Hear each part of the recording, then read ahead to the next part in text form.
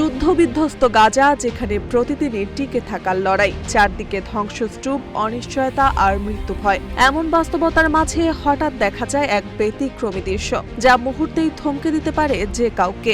গাজার একদল শিশুর হাতে উঠছে ব্রাজিলের রঙিন পতাকা। বিশ্বকাপের উন্মাদনা যেন যুদ্ধের ভয়াবহতাকেও কিছুক্ষণের জন্য ভুলিয়ে দিয়েছে। কিন্তু এই পতাকা উড়ানোর পেছনে শুধু ফুটবল প্রেম নয়, রয়েছে দীর্ঘ রাজনৈতিক ও মানবিক সম্পর্কের গল্প।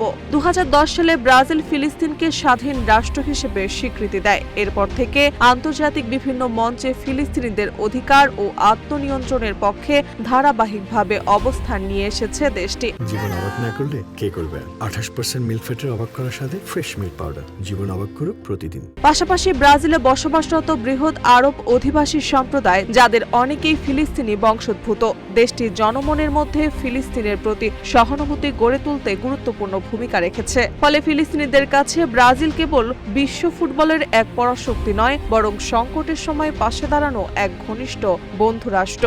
আর সেই ভালোবাসা ও কৃতজ্ঞতার প্রকাশই যেন ধ্বংসস্তূপের মাঝেও ব্রাজিলের পতাকা উড়িয়ে দেখিয়ে দিচ্ছে গাজার শিশুরা।